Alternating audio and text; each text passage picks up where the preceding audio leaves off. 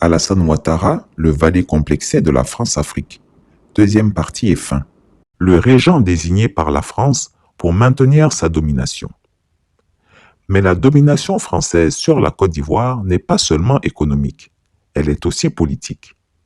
Le vieux Grigou est là pour étouffer toute tentative de contestation ou de remise en cause de l'impérium français en Côte d'Ivoire et dans la sous-région ouest-africaine. Tous les activistes qui critiquent la France sont expulsés de Côte d'Ivoire. Nathalie Yamb en sait quelque chose. Elle fut arrêtée, interrogée et expulsée d'Abidjan en moins de 24 heures.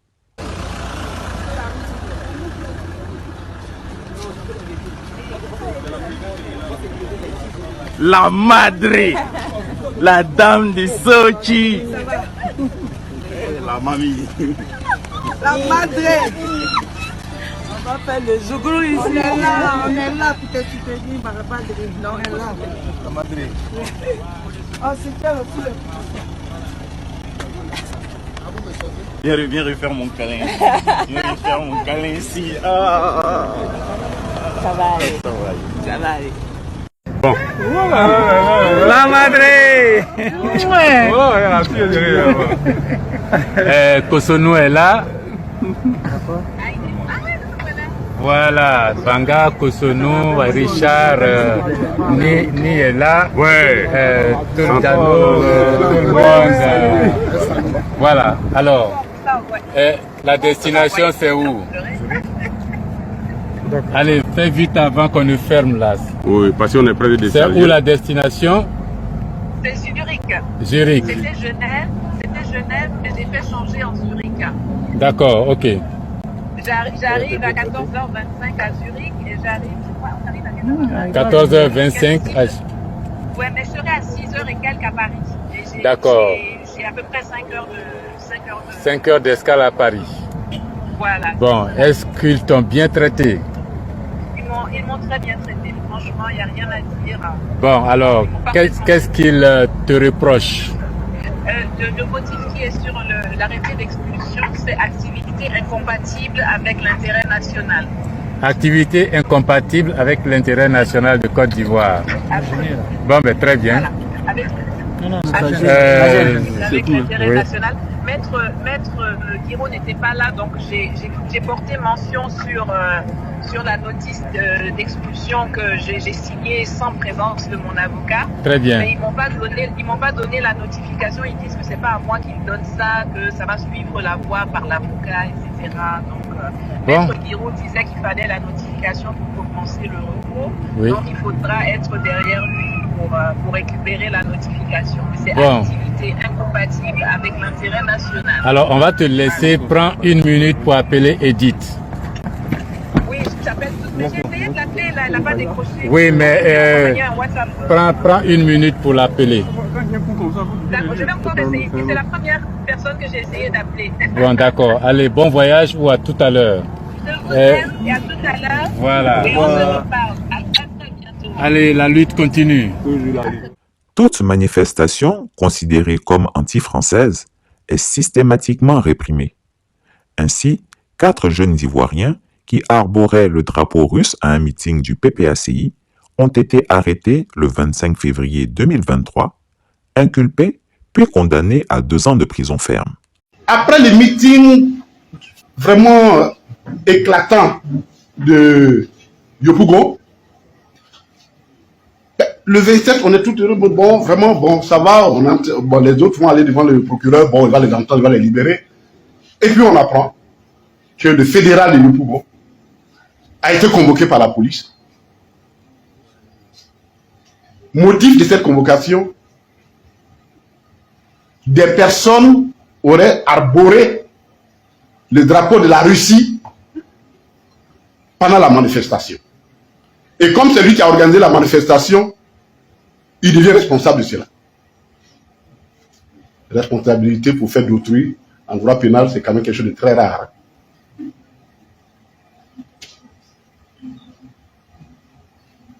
Je ne suis pas avocat, je ne suis pas magistrat, mais pour le peu de droit que j'ai appris à lire là, c'est quand même assez gros.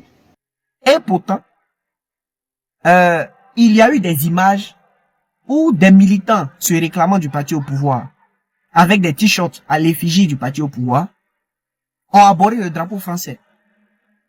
Et ces derniers n'ont jamais été entendus par la justice. Je n'ai vraiment rien contre le drapeau français, absolument rien. Mais l'intelligence humaine voudrait qu'on sache pourquoi le drapeau russe pose problème et pourquoi pas le drapeau de la France.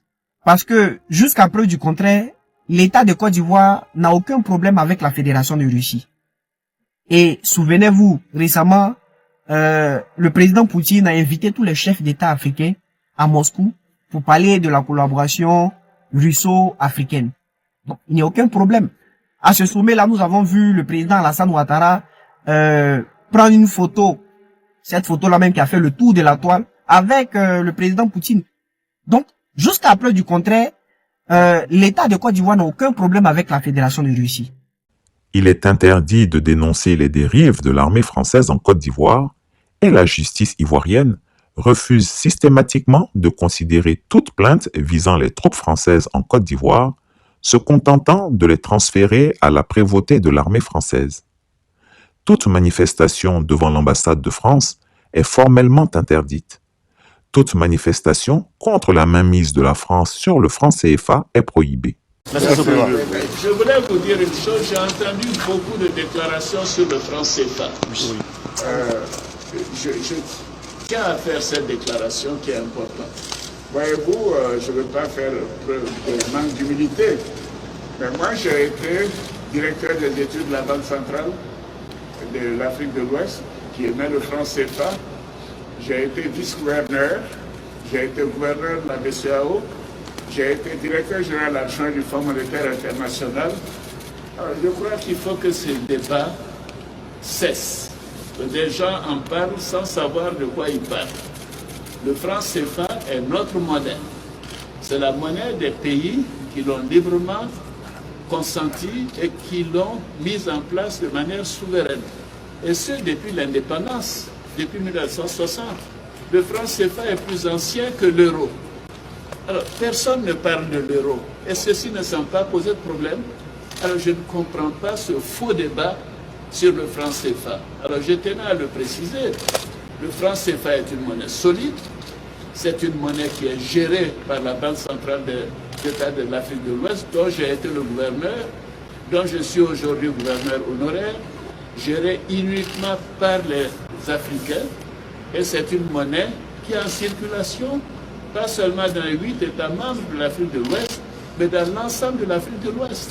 Si vous allez en Mauritanie, si vous allez au Ghana, au Nigeria, vous allez au Libéria, en Sierra Leone, dans d'autres pays, en Gambie, mais dans tous ces pays, les populations acceptent et utilisent le franc CFA. Si cette monnaie était autant décriée, pourquoi voulez-vous que des pays qui ne sont pas membres du franc CFA, que leur population irait chercher des francs CFA? Mais par contre, dans la zone de CFA Afrique de l'Ouest, nous n'avons pas de monnaie des pays voisins. Parce que cette monnaie est solide, elle est appréciée, elle est bien gérée. Les 8 économies qui la composent sont parmi les meilleures en performance économique. Le taux de croissance est au-delà de 6%. L'inflation est basse. La pauvreté se réduit. Les déficits sont maîtrisés parce que nous sommes ensemble et la solidarité fait que nous pouvons de temps en temps nous apporter des appuis et qui fait avancer la machine. C'est une monnaie qui est solide et c'est une monnaie bien sûr pour laquelle nous allons faire des réformes en temps opportun, mais ça c'est notre affaire. Et je souhaite vraiment que ce faux débat puisse cesser. Notre monnaie est le franc CFA et nous sommes très heureux d'avoir cette monnaie qui est stabilisante pour nos économies, pour nos pays et pour nos populations. Je vous remercie. Ainsi donc, toute critique visant le franc CFA est absolument interdite, même si cela devait être fait dans un cadre universitaire. Vous en doutez? N'en doutez pas. Des enseignants-chercheurs, membres du Syndicat national de la recherche et de l'enseignement supérieur SINARES de Côte d'Ivoire, voulaient organiser une conférence débat sur le thème du franc CFA à l'euro à l'université Félix Houphouët-Boigny d'Abidjan le 23 mars 2022. Informé, le gouvernement a ordonné aux autorités universitaires d'empêcher ce débat au motif que, et je cite, le sujet était très sensible.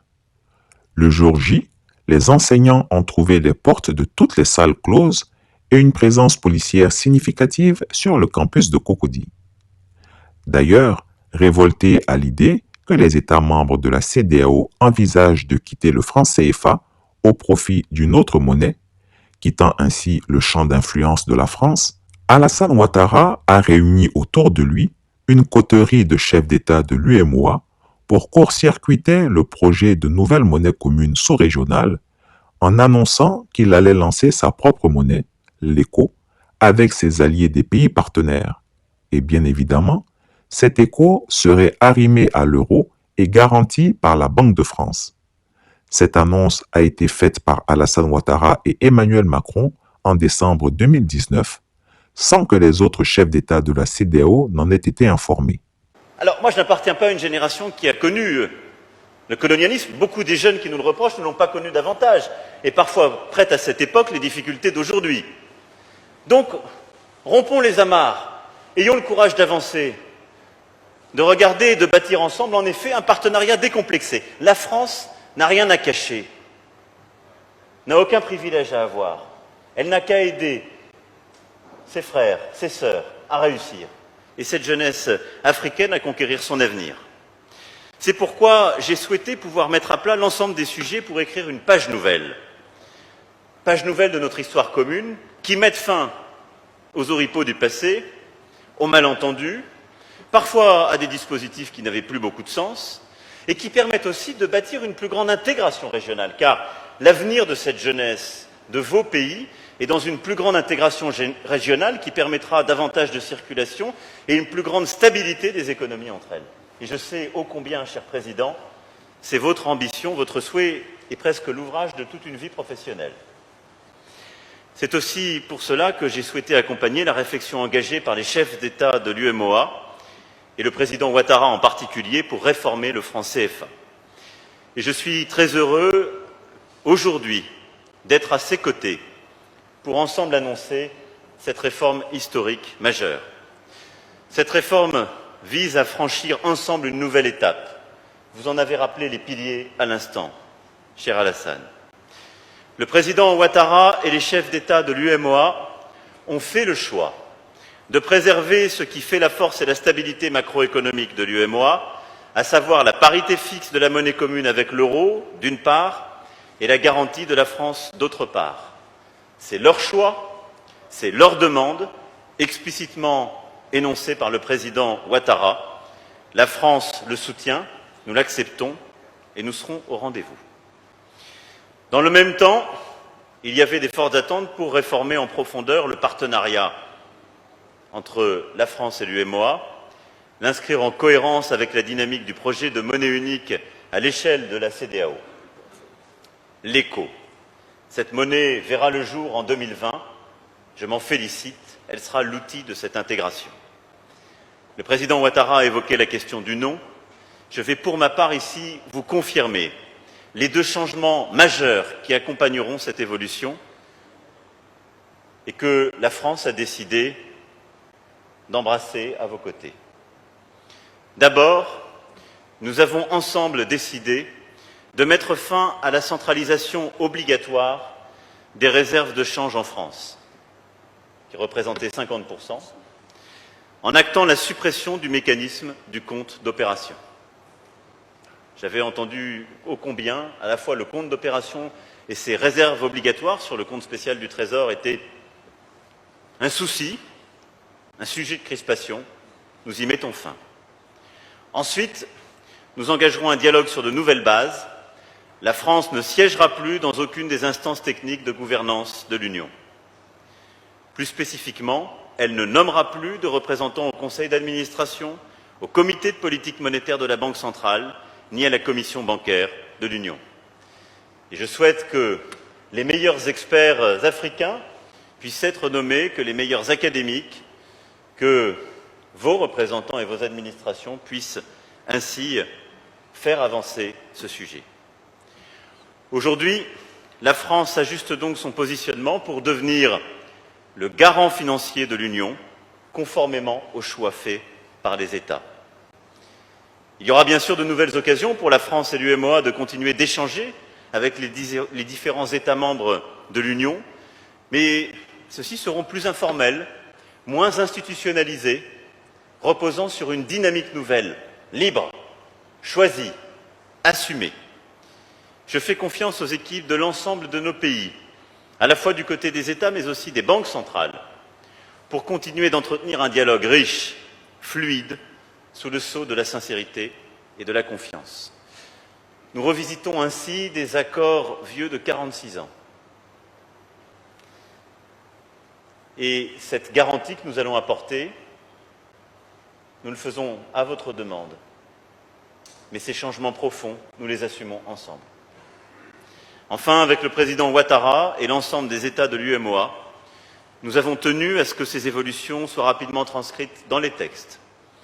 C'est le sens de l'accord qui va être signé dans quelques instants par le ministre des Finances du Bénin, M. Ouadagni, président en exercice du Conseil des ministres de l'UEMOA, et qui vient remplacer l'accord existant depuis plus de 46 ans et qui sera signé avec notre ministre de l'Économie et des Finances. C'est donc bien une étape historique qui est franchie ici. J'espère que cette étape sera le début d'une nouvelle dynamique régionale.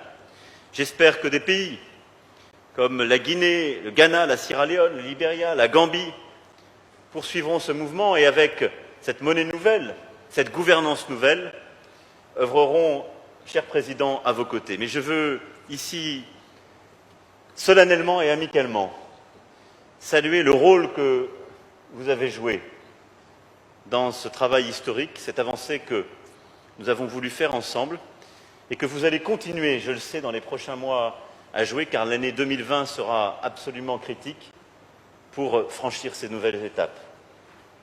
Je veux vous en remercier très sincèrement, cher Président.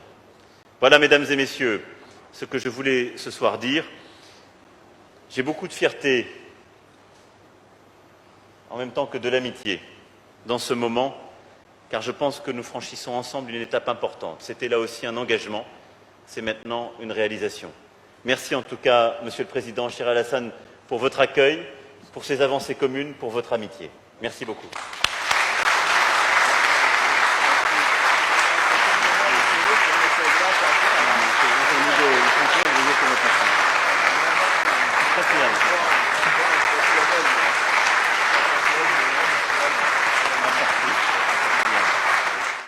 La tactique du dictateur des lagunes était évidente. Il voulait réunir autour de lui des États qu'il dominait. Le Bénin, le Burkina Faso, la Guinée-Bissau, le Mali, le Niger, le Sénégal et le Togo. Mais il ne voulait pas du Nigeria de l'inflexible président Buhari, qui refusait toute mainmise de la France sur une quelconque monnaie africaine. Il ne voulait pas non plus des pays d'Afrique centrale, car pour lui, des pays comme le Congo, la République démocratique du Congo ou le Cameroun ne sont pas bien gérés économiquement et politiquement.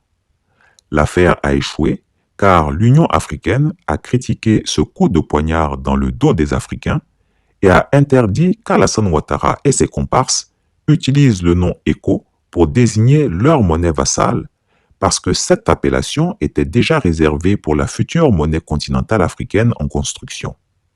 Alassane Ouattara, on le voit, est la figure de proue de la France-Afrique, ce système malsain qui lie les anciens dirigeants coloniaux et leurs relais africains dans une relation de dépendance mutuelle.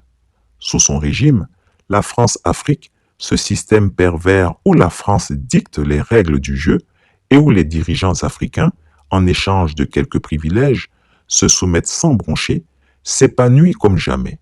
Il a veillé à maintenir en place les bases militaires françaises sur le sol ivoirien, car elles sont son assurance anti-putsch et protègent les intérêts économiques français. Les Ivoiriens méritent mieux qu'un chef d'État qui se courbe devant Paris à chaque occasion. Le despote ivoirien incarne à la perfection cette Afrique de l'asservissement, celle qui refuse de se défaire de ses chaînes et qui reste prisonnière des griffes de la France, incapable de se libérer pour construire une véritable indépendance. Mais l'éveil du peuple ivoirien est en marche. Désormais, il perçoit clairement toutes les manigances, tous les avilissements que les Français lui font subir avec l'aval et la bénédiction d'Alassane Ouattara. Il ne restera pas éternellement silencieux. Je pense que nous devons comprendre la situation qui se déroule en Afrique de l'Ouest. Il y a quelques années de cela, vous vous souvenez, nous avons dû travailler avec la Côte d'Ivoire pour les aider à s'en sortir. L'une des choses que nous avions observées, c'était qu'il y avait un accord avec la France, signé au début de l'indépendance de la Côte d'Ivoire. La France a maintenu une base militaire à Abidjan, la capitale. Le commandant des troupes françaises, dans n'importe quelle situation où il sentait que la sécurité de la Côte d'Ivoire où la sécurité de la France était menacée, il avait le plein pouvoir, un général français,